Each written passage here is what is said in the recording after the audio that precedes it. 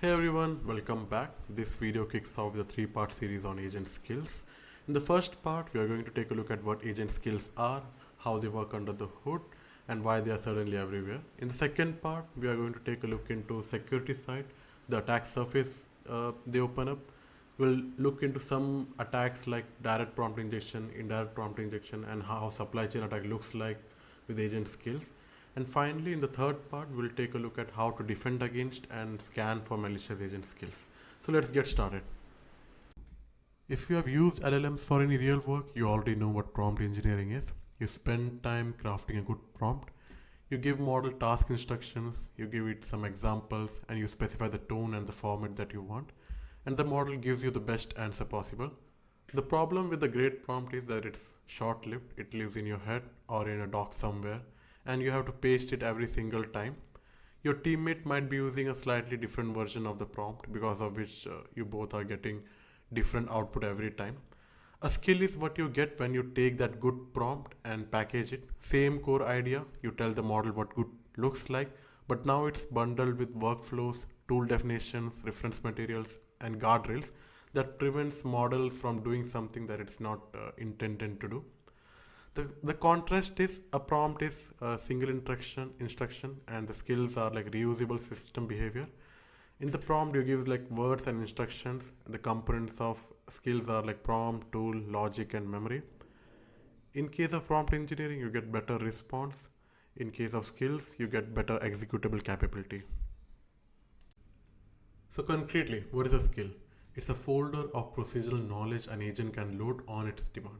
So at the core, it's just a single file, SKILL.md, which plus optional scripts and resources, which is loaded only when relevant. The instructions contain the workflows, the best practices that are written in plain English. This is the how-to steps, like the step-by-step procedure in order to accomplish certain tasks. The scripts contain the executable code the agent can run for the deterministic part. There might be certain things you don't want the model to derive every time.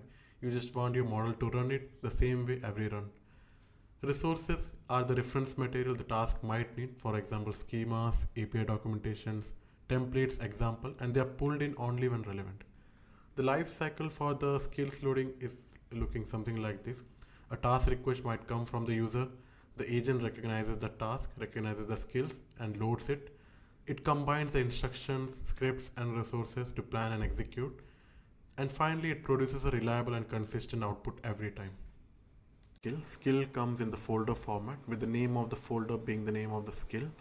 It contains, inside this folder we have skill.md file, which is the main instructions and the only required file. The rest of them are the optional ones, which can contain some extra guidance, API references, and scripts for which you want some deterministic output.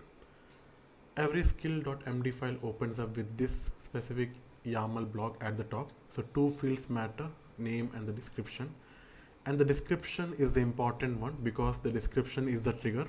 It's what tells the agent what this skill does and when to reach for it.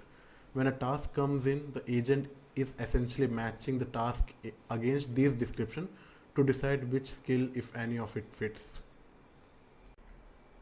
Now, here's the bit that makes skills actually practical rather than just being a nice idea. And Anthropic frames it as progressive disclosure. And it answers an obvious worrisome question. For example, if I install, let's say, 50 skills, doesn't my context window explode?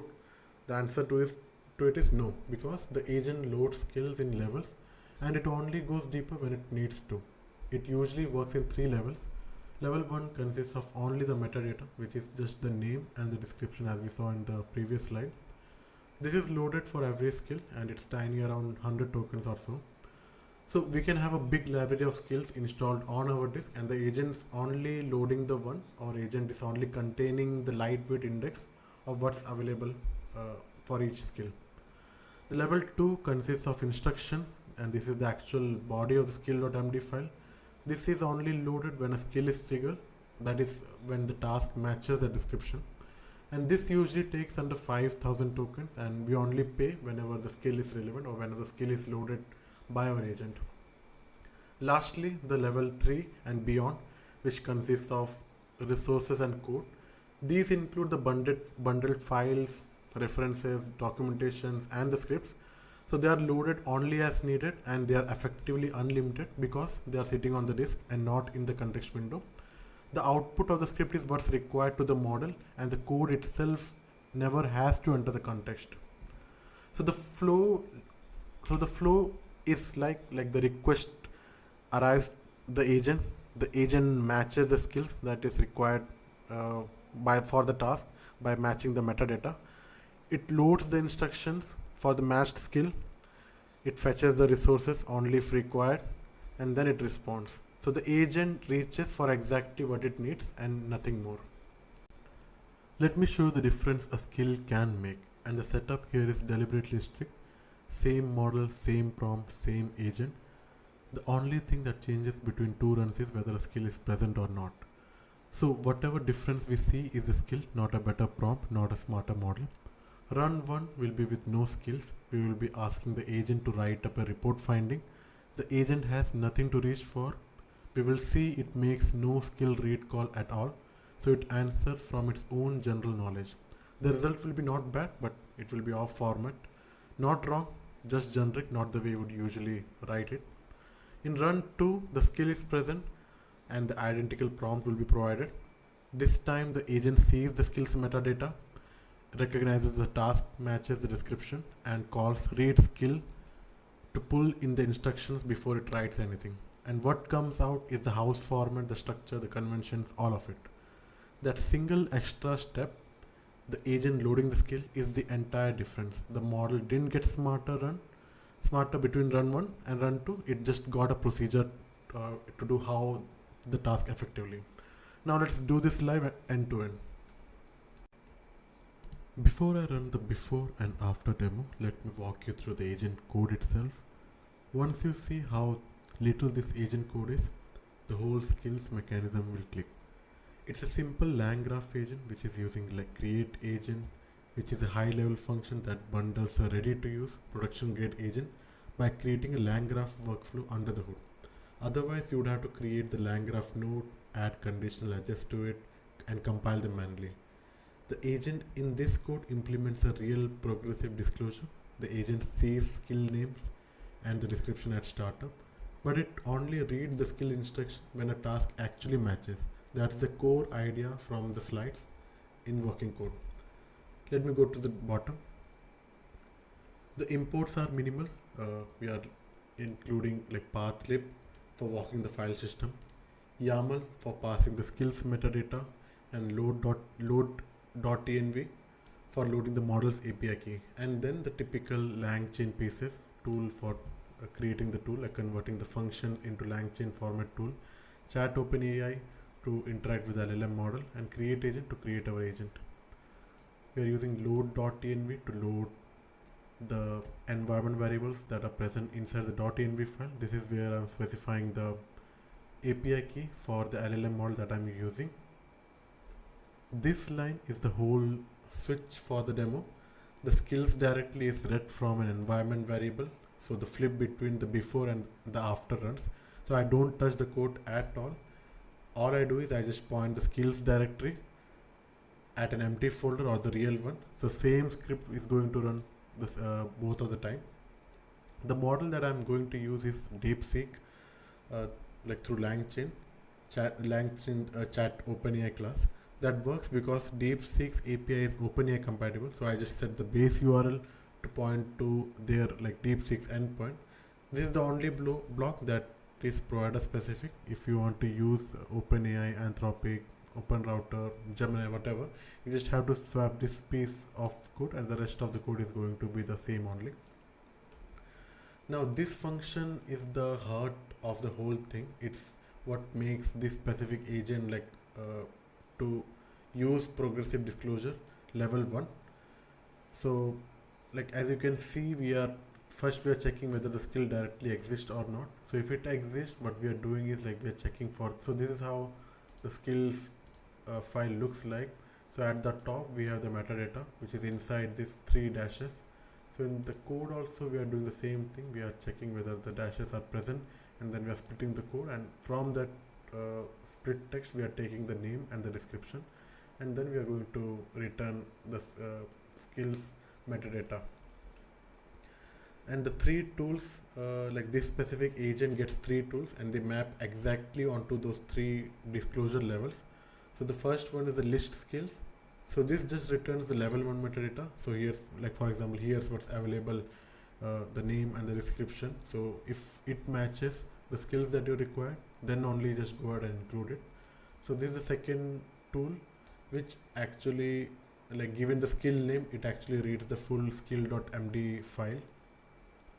And the last one is the read skill file. So this is the level 3 of the progressive disclosure. This reads an additional bundle files like inside the skill, for example, the reference doc or the script, and the agent does that only if the skill.md itself tells the agent to do. Otherwise, it won't touch those reference document, it won't execute those scripts and so on. So these are the three tools which makes those three progressive level disclosure possible. The agent climbs them only as far as the task requires, otherwise it won't. So here the system prompt. So look at what's happening. So we call the metadata function and inject the result directly into the system prompt at startup. So this is the part that mirrors how real skill systems behave. The metadata is always in the agent's context from the very start of the moment, like from the very beginning the agent is running, but it's only the lightweight index. So the rest of the prompt is just the rules of engagement. For example, if the task match the skills description, then call the read skill to load its instruction before doing the work and then follow them. So when we run this specific agent with the empty folder, so this section literally says no skills available and the agent has nothing to reach for. So in the real run, it sees the pentest finding skills, which is right here in this specific folder. So the task is going to be fixed all the time. So it's identical in both the runs, like with the skills directly and without the skills directly. So we are going to make our agent write a realistic pentest finding, which is an unauthenticated user, like API users endpoint, leaking the full user's table, email, bcrypt hashes, and research token. So this specific task will never change in both the run. And this is the main code of our agent. Like we are creating the agent with the model of our like in this case it's DeepSeek. We are telling what tools it has available: list skill, read skill, and read skill file, and the system prompt which we saw above. And then we are like running this specific task in the context of a user. So this user will be running this specific task where we are asking the agent to write up the pentest finding. And then like when we call this agent, we are also listing the tools that it is calling. For example, in this specific case, we are asking it to write a pentest finding based on the skills that are available. So it will be calling these tools which we had created: list skills to see which skills are available, read skills to read the body of the skill, and the read skill file to read the actual references, documentation, or the script that the skills is using. And then the main code will be ending. So that's the full code. So let's try to run it both the time. So at the top you will see the instructions to run this specific code. So first run this without the skills. So let's specify skills dir is equal to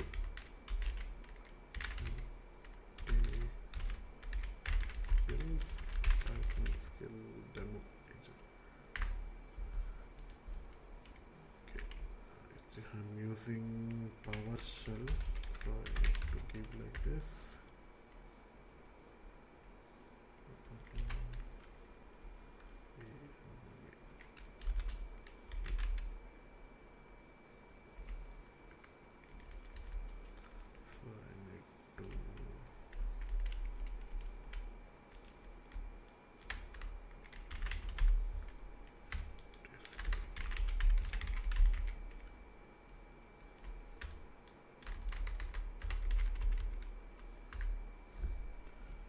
So this is the instance where we are running with the empty skills. So empty skills folder is currently empty. It has nothing inside it. And let's run one more instance where we are running the same code with skills directory. So let's copy the code so that we don't make any mistake.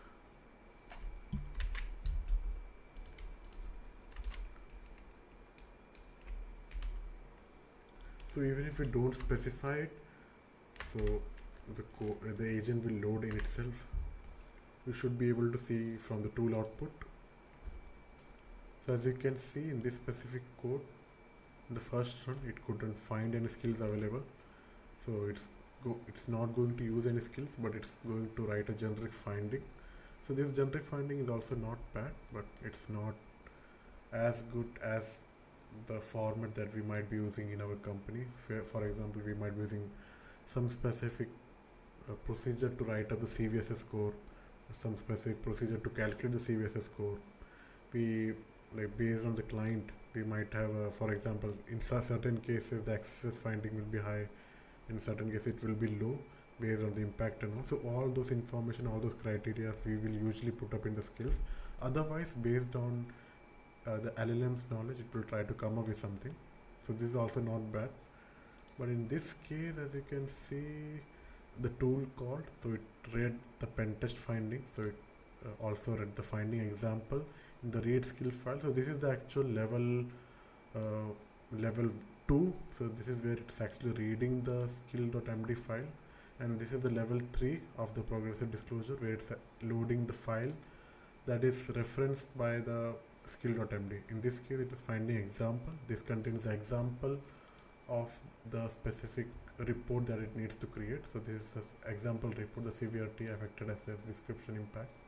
So as you can see, it would have created a report in the same format, like severity, affected assess, description, impact, steps to reproduce, remediation, and so on.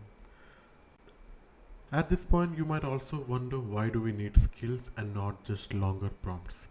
That's a reasonable pushback at this point. If a skill is basically a packaged prompt, why not just write one really long, really good prompt and reuse that? Because a giant prompt doesn't scale. It's redundant. We are just re-explaining the same thing. It wastes token every time. We pay for the whole thing for every single call, whether or not it's relevant. And it's hard to maintain. One enormous block that nobody wants to touch.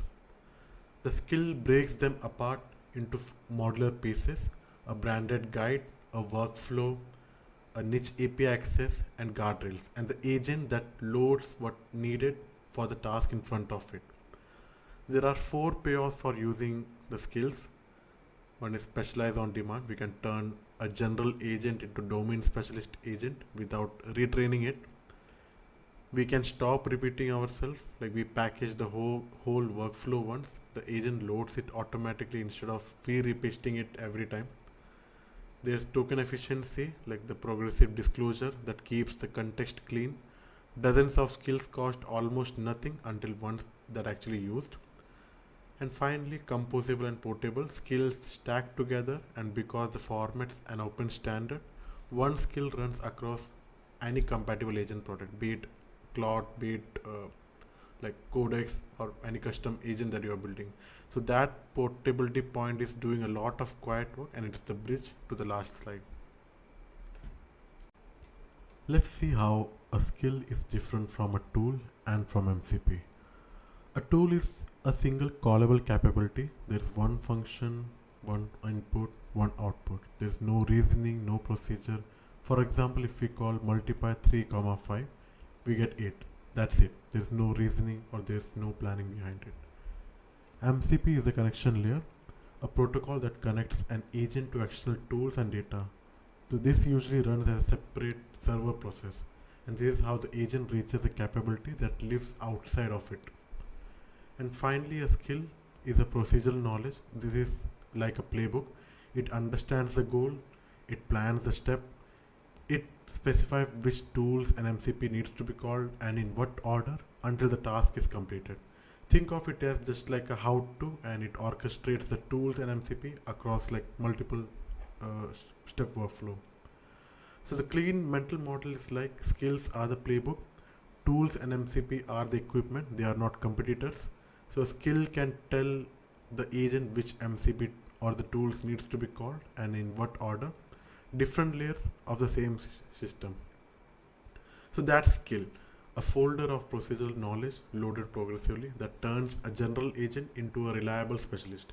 Same idea as a great prompt, but packaged, reusable and composable with tools and MCP servers, which we already have.